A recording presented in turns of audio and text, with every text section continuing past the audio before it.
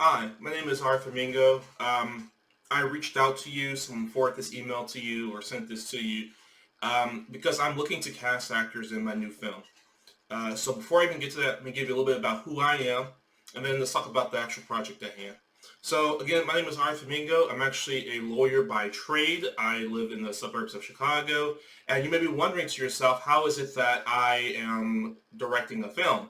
Well, it actually stems back from about 3.5 years ago. I was out with my movie friends. We had just left the theater, and we were all just discussing about, and I can't for the life of me remember what movie it was, but we were all just discussing how the movie we had just finished watching had so much potential, but everything about it had just been squandered.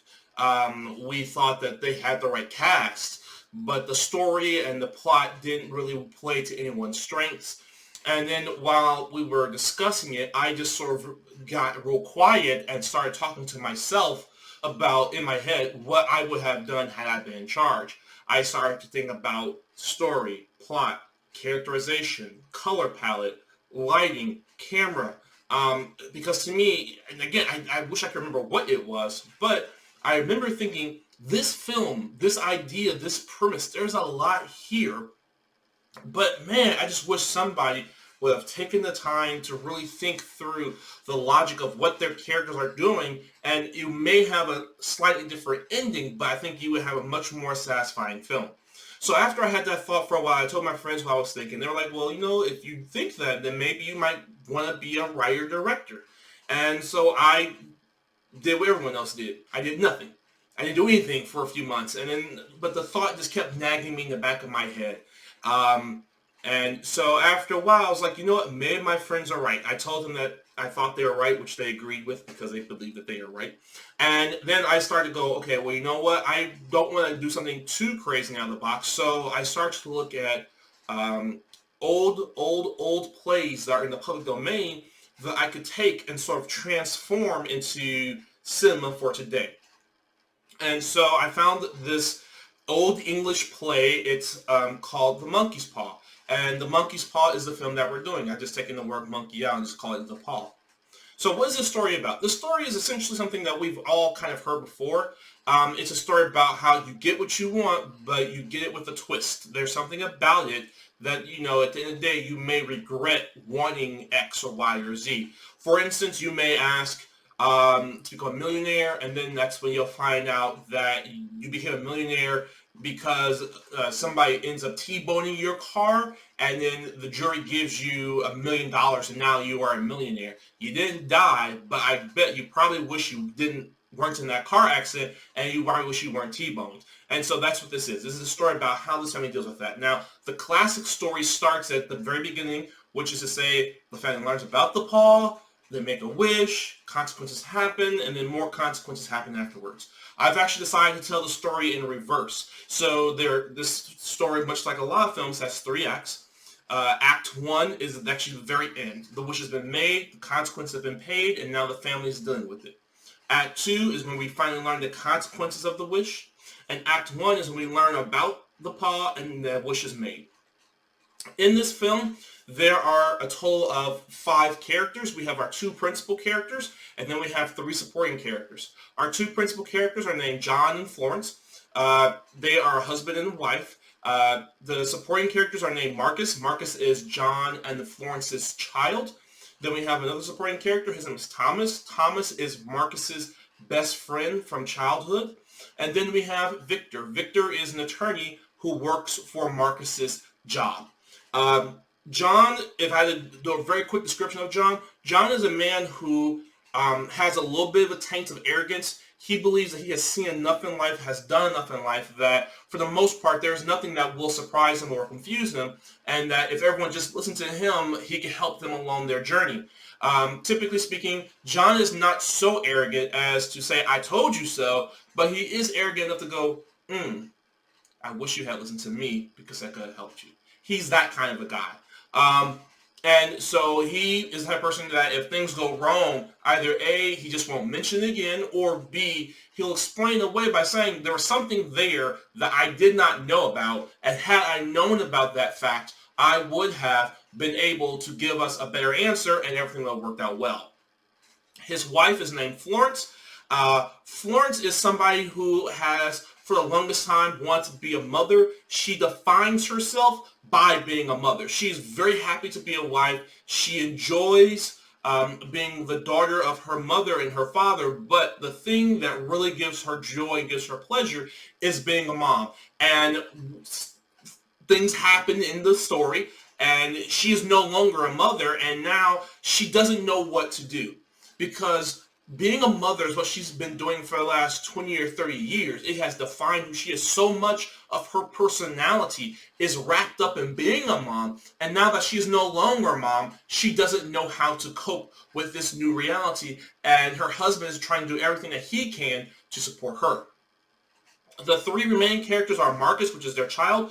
Marcus, their child, is trying to get out of the shadow of his father a little bit. He's trying to create his own world. He's trying as much as he can to make it very clear to his dad, like, you are smart, but that doesn't inherently mean that I am also not smart. It's not a zero-sum game. We both can be smart. And you get a little bit of that at the very end, at the very beginning of the third act. You get a little bit of that tension of the father-son dynamic. When it comes to his mom, he absolutely loves being doted on by his mom. At times, he does find it to be a bit smothering, but all in all, he really enjoys it. We have his best friend, Thomas. Thomas is a young man who has had tragedy sort of follow him his entire life. His mother died when he was very young, and his father did not know how to handle that very well. So what his father did was, his father was around. His father was there. He did take care of Thomas, but only to the extent that was kind of necessary to keep Thomas alive, health, and safety. Once Thomas decided to join the Navy, his dad just kind of retreated into himself. His dad has enough money and has a job where he doesn't need to deal with people a lot, and so his father kind of just is in on himself, and Florence and John check in on him, and that's something that Thomas really, really appreciates, because he knows that he doesn't know, but he feels that if his dad were to die, no one would know until he came back to visit his father. But because he's in the Navy, he can't visit his father on a regular, consistent basis, and that idea kind of scares him. The last character that we have is Victor. Victor is a character who tries as much as they can not to fall into the typical stereotype of the evil lawyer, but at the same time is very aware that they have a job to do. So Victor tries as much as they can to go ahead and say, instead of going back and forth, instead of having this argument, how about this resolution instead, which you can see very clearly in the middle of the second act. Victor is like, I'm here to help.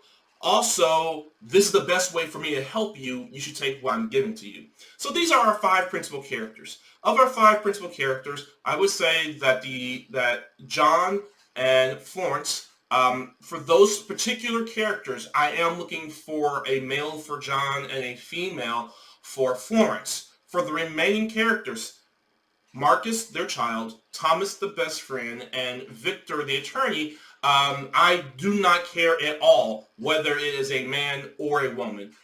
There is actually some really interesting dialogue that I have written for Victor if we end up casting a woman. And for Marcus, if it were a woman, her name would be Maxine.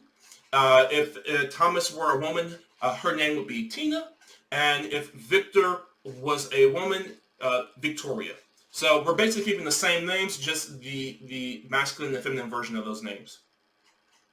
So a little bit about my directing style. Well, I've never directed anyone, apart from my family when it comes to like pictures and things of that nature. But at the end of the day, my mindset is this, that I want to get the words on the page, on screen, but at the same time, I want to allow the flexibility that the actors have the ability to say, I know we have to do the dialogue a certain way, but once we move past that, can I try something that I think might feel a bit more natural to the character? I am not a director, and I don't plan on being a director who says, I have written this dialogue, say this dialogue, and that's all I want you to do. I don't want your input. I'm the exact opposite. I understand that making a movie is a collaborative process. I learn from my actors, and I hope my actors learn something from me, and that collaborative process makes the story and the end product better. So that's how I see it. I'm financing this myself, so unfortunately I am not able to provide a per diem to the actors, but in exchange for their services, all the actors will get a copy of the film that they can use for their reel in their future. So I've reached out to a friend of mine who is a photographer, and she will be providing for all of the actors, if they want to have this, free headshots. So we will be having free headshots for all the actors that they can use as they pursue their career. Additionally, for every day of filming, lunch will be provided so that way we can have something to eat. So that way, we can keep our strength up and continue to perform at the same level that we all know that we can't perform at.